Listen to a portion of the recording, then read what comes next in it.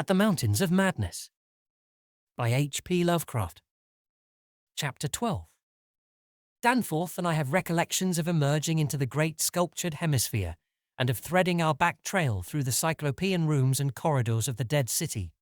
Yet these are purely dream fragments involving no memory of volition, details, or physical exertion. It was as if we floated in a nebulous world or dimension without time, causation, or orientation. The grey half-daylight of the vast circular space sobered us somewhat, but we did not go near those cached sledges or look again at poor Jedney and the dog. They have a strange and titanic mausoleum, and I hope the end of this planet will find them still undisturbed. It was while struggling up the colossal spiral incline that we first felt the terrible fatigue and short breath which our race through the thin plateau air had produced. But not even the fear of collapse could make us pause before reaching the normal outer realm of sun and sky. There was something vaguely appropriate about our departure from those buried epochs, for as we wound our panting way up the 60-foot cylinder of primal masonry, we glimpsed beside us a continuous procession of heroic sculptures in the dead race's early and undecayed technique, a farewell from the old ones written 50 million years ago.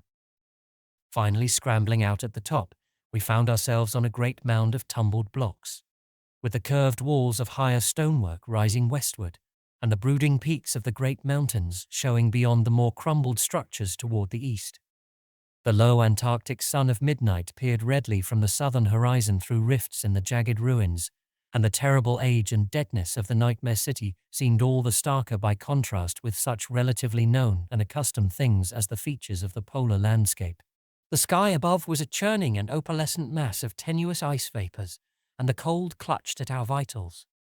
Wearily resting the outfit bags to which we had instinctively clung throughout our desperate flight, we rebuttoned our heavy garments for the stumbling climb down the mound and the walk through the eon-old stone maze to the foothills where our aeroplane waited. Of what had set us fleeing from the darkness of Earth's secret and archaic gulfs, we said nothing at all. In less than a quarter of an hour, we had found the steep grade to the foothills, the probable ancient terrace, by which we had descended, and could see the dark bulk of our great plane amidst the sparse ruins on the rising slope ahead. Halfway uphill toward our goal, we paused for a momentary breathing spell, and turned to look again at the fantastic Paleogean tangle of incredible stone shapes below us, once more outlined mystically against an unknown west. As we did so, we saw that the sky beyond had lost its morning haziness, the restless ice vapors having moved up to the zenith, where their mocking outlines seemed on the point of settling into some bizarre pattern, which they feared to make quite definite or conclusive. There now lay revealed on the ultimate white horizon behind the grotesque city a dim elfin line of pinnacled violet whose needle-pointed heights loomed dream-like against the beckoning rose color of the western sky. Up toward this shimmering rim sloped the ancient tableland, the depressed course of the bygone river traversing it as an irregular ribbon of shadow. For a second we gasped in admiration of the scene's unearthly cosmic beauty, and then vague horror began to creep into our souls. For this far violet line could be nothing else than the terrible mountains of the Forbidden Land, highest of Earth's peaks and focus of Earth's evil, harbours of nameless horrors and Archean secrets, shunned and prayed to by those who feared to carve their meaning, untrodden by any living thing of Earth, but visited by the sinister lightnings and sending strange beams across the plains in the polar night, beyond doubt the unknown archetype of that dreaded Kadath in the cold waste beyond abhorrent Leng, whereof unholy primal legends hint evasively. We were the first human beings ever to see them, and I hope to God we may be the last. If the sculptured maps and pictures in that pre-human city had told truly, these cryptic violet mountains could not be much less than 300 miles away. Yet none the less sharply did their dim elfin essence jut above that remote and snowy rim, like the serrated edge of a monstrous alien planet about to rise into unaccustomed heavens. Their height, then, must have been tremendous beyond all known comparison, carrying them up into tenuous atmospheric strata peopled by such gaseous wraiths as rash flyers have barely lived to whisper of after unexplainable falls. Looking at them, I thought nervously of certain sculptured hints of what the great bygone river had washed down into the city from their accursed slopes, and wondered how much sense and how much folly had lain in the fears of those old ones who carved them so reticently. I recalled how their northerly end must come near the coast at Queen Mary Land, where even at that moment Sir Douglas Mawson's expedition was doubtless working less than 1,000 miles away, and hoped that no evil fate would give Sir Douglas and his men a glimpse of what might lie beyond the protecting coastal range. Such thoughts formed a measure of my overwrought condition at the time, and Danforth seemed to be even worse. Yet long before we had passed the great star-shaped ruin and reached our plain, our fears had become transferred to the lesser, but vast enough range whose recrossing lay ahead of us.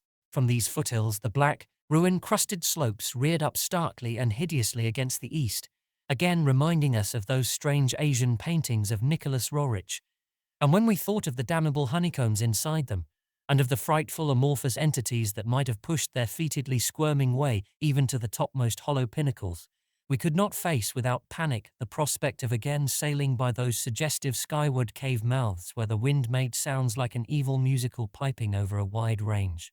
To make matters worse, we saw distinct traces of local mist around several of the summits, as poor Lake must have done when he made that early mistake about volcanism, and thought shiveringly of that kindred mist from which we had just escaped. Of that, and of the blasphemous, horror-fostering abyss whence all such vapours came. All was well with the plane, and we clumsily hauled on our heavy flying furs. Danforth got the engine started without trouble, and we made a very smooth take-off over the nightmare city. Below us the primal cyclopean masonry spread out as it had done when first we saw it, so short, yet infinitely long, a time ago, and we began rising and turning to test the wind for our crossing through the pass. At a very high level there must have been great disturbance, since the ice-dust clouds of the zenith were doing all sorts of fantastic things. But at 24,000 feet, the height we needed for the pass, we found navigation quite practicable. As we drew close to the jutting peaks, the wind's strange piping again became manifest, and I could see Danforth's hands trembling at the controls. Rank amateur though I was, I thought at that moment that I might be a better navigator than he in effecting the dangerous crossing between pinnacles, and when I made motions to change seats and take over his duties, he did not protest. I tried to keep all my skill and self-possession about me, and stared at the sector of reddish farther sky betwixt the walls of the pass, resolutely refusing to pay attention to the puffs of mountain-top vapor, and wishing that I had wax-stopped ears like Ulysses' men off the Siren's coast to keep that disturbing wind piping from my consciousness. But Danforth, released from his piloting and keyed up to a dangerous nervous pitch, could not keep quiet. I felt him turning and wriggling about as he looked back at the terrible receding city, ahead at the cave-riddled, cube-barnacled peaks, sidewise at the bleak sea of snowy, rampart-strewn foothills, and upward at the seething, grotesquely clouded sky. It was then, just as I was trying to steer safely through the pass, that his mad shrieking brought us so close to disaster by shattering my tight hold on myself and causing me to fumble helplessly with the controls for a moment. A second afterward my resolution triumphed, and we made the crossing safely. Yet I am afraid that Danforth will never be the same again. I have said that Danforth refused to tell me what final horror made him scream out so insanely, a horror which, I feel sadly sure, is mainly responsible for his present breakdown. We had snatches of shouted conversation above the wind's piping and the engines buzzing as we reached the safe side of the range and swooped slowly down toward the camp.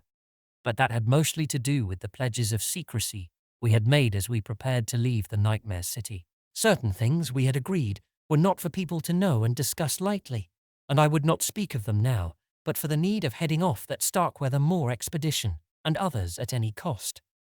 It is absolutely necessary, for the peace and safety of mankind, that some of Earth's dark, dead corners and unplumbed depths be let alone, lest sleeping abnormalities wake to resurgent life, and blasphemously surviving nightmares squirm and splash out of their black lairs to newer and wider conquests. All that Danforth has ever hinted is that the final horror was a mirage. It was not, he declares, anything connected with the cubes and caves of echoing, vaporous, wormily honeycombed mountains of madness which we crossed, but a single fantastic, demoniac glimpse among the churning zenith clouds of what lay back of those other violet westward mountains which the old ones had shunned and feared. It is very probable that the thing was a sheer delusion born of the previous stresses we had passed through, and of the actual though unrecognized mirage of the dead transmontane city experienced near Lake's camp the day before. But it was so real to Danforth that he suffers from it still. He has on rare occasions whispered disjointed and irresponsible things about the Black Pit, the Carven Rim, the Proto-Shoggoths, the windowless solids with 5 dimensions, the nameless cylinder, the Elder Pharaohs, Yog-Sothoth, the primal white jelly, the color out of space, the wings, the eyes in darkness, the moon ladder, the original, the eternal, the undying, and other bizarre conceptions. But when he is fully himself, he repudiates all this and attributes it to his curious and macabre reading of earlier years. Danforth, indeed, is known to be among the few who have ever dared go completely through that worm-riddled copy of the Necronomicon kept under lock and key in the college library. The higher sky, as we crossed the range, was surely vaporous and disturbed enough, and although I did not see the zenith, I can well imagine that its swirls of ice dust may have taken strange forms. Imagination, knowing how vividly distant scenes can sometimes be reflected, refracted, and magnified by such layers of restless cloud, might easily have supplied the rest. And of course Danforth did not hint any of those specific horrors till after his memory had had a chance to draw on his bygone reading. He could never have seen so much in one instantaneous glance. At the time his shrieks were confined to the repetition of a single mad word of all too obvious source. Tekeli lie,